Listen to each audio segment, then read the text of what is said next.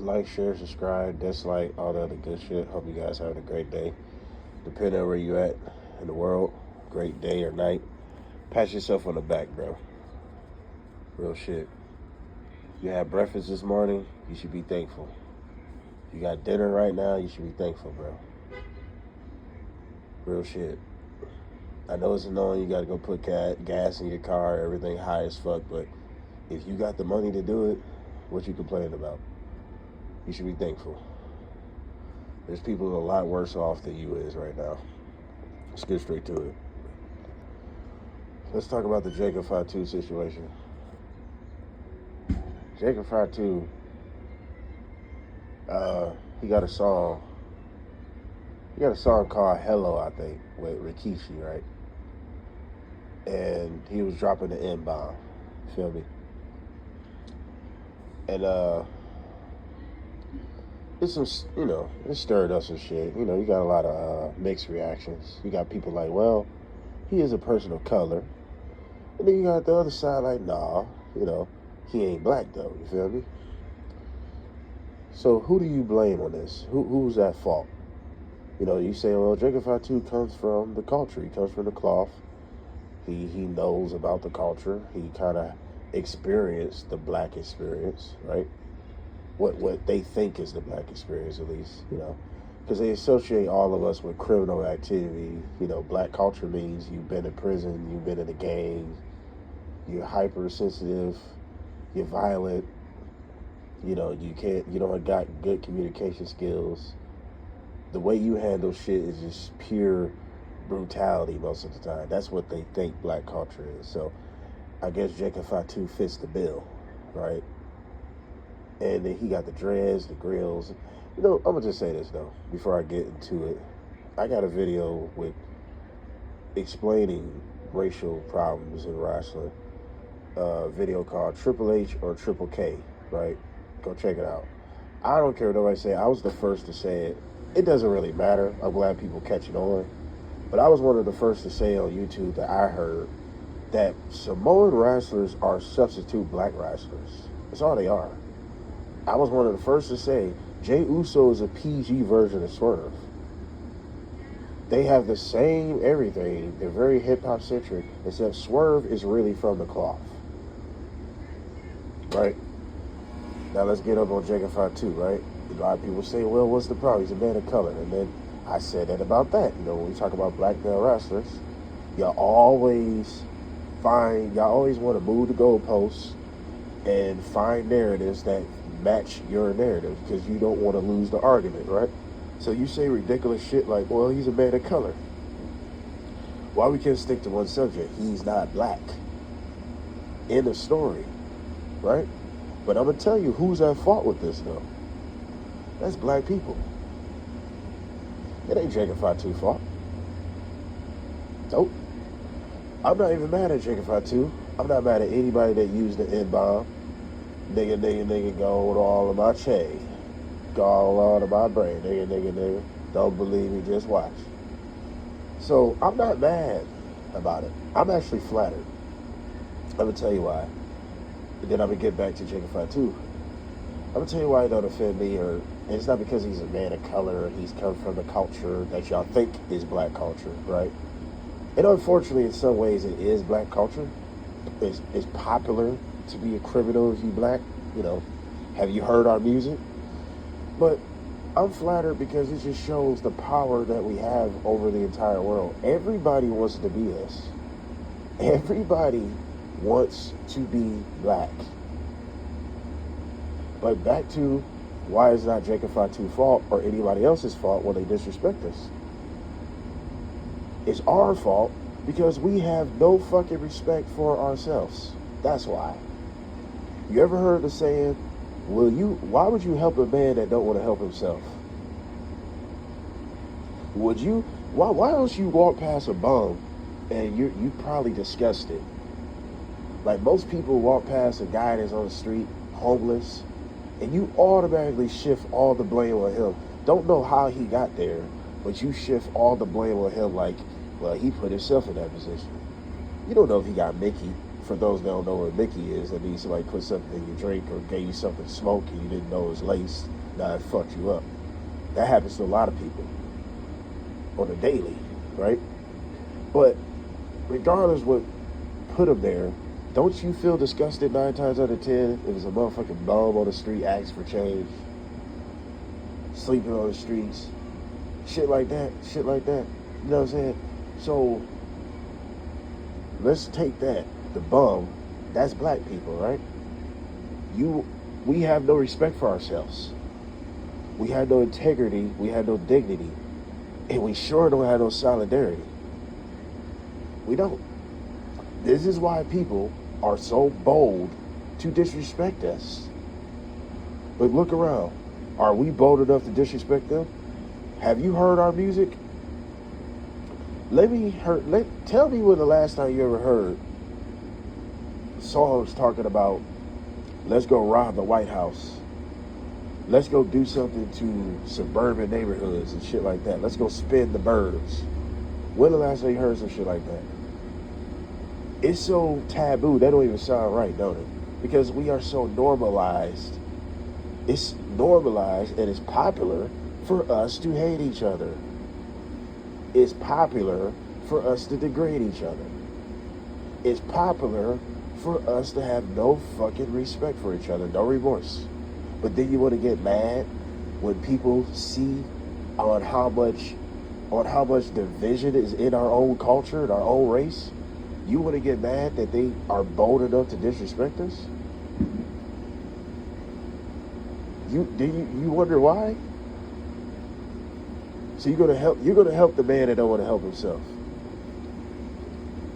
You're gonna date a girl that ain't got no respect for herself and treat her like a wife. What is wrong with you? You know this bitch is a straight jump. Why would you treat her like she's a fucking wifey material? Knowing anybody can have this. Anybody can. She's just throwing it at you. Like a football pass. Anybody can grab that shit, bro. But you want to treat her like wifey. What sense does that make? It's the same thing with blacks. This is why people are so bold to disrespect us.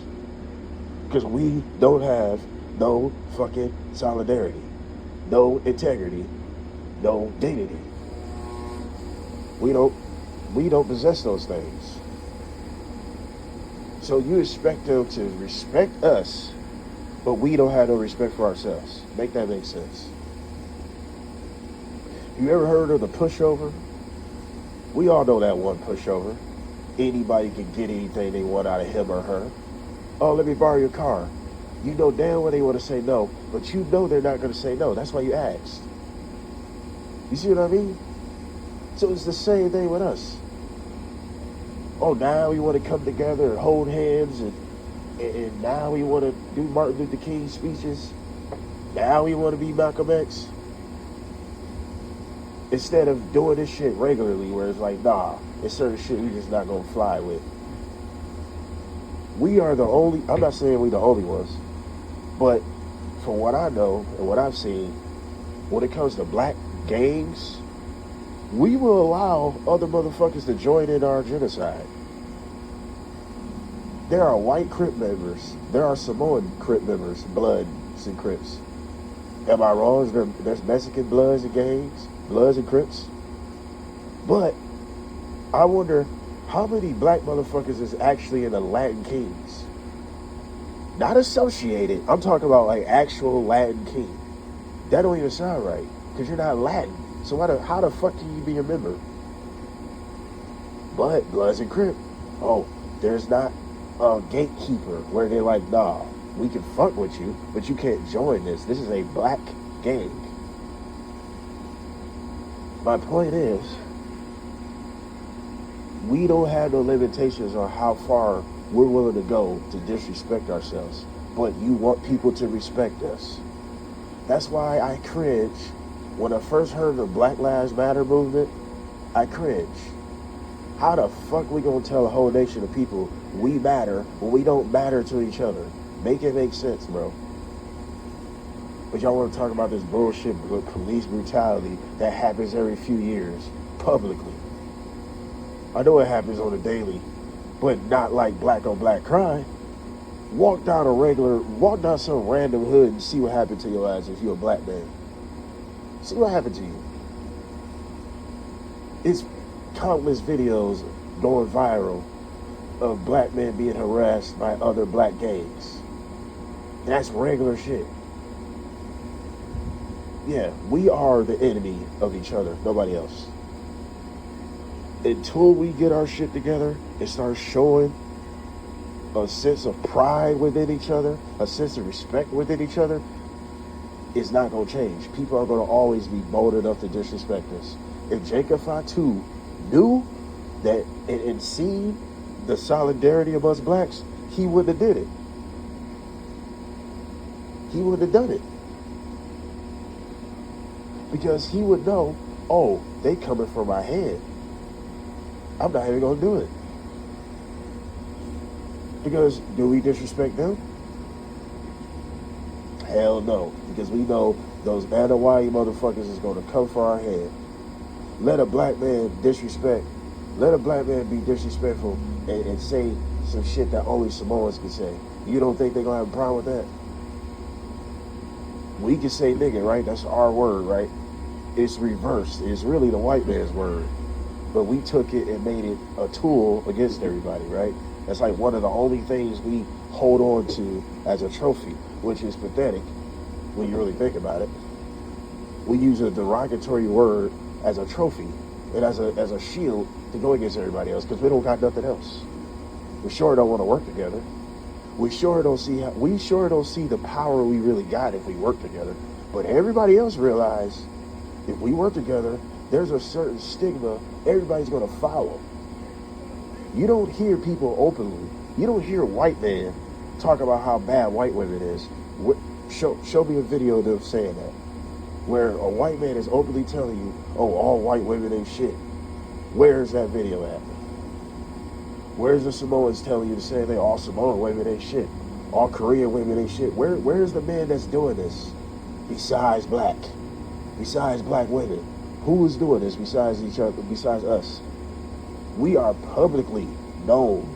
Like I said, it's popular for us to degrade each other, to shit on each other.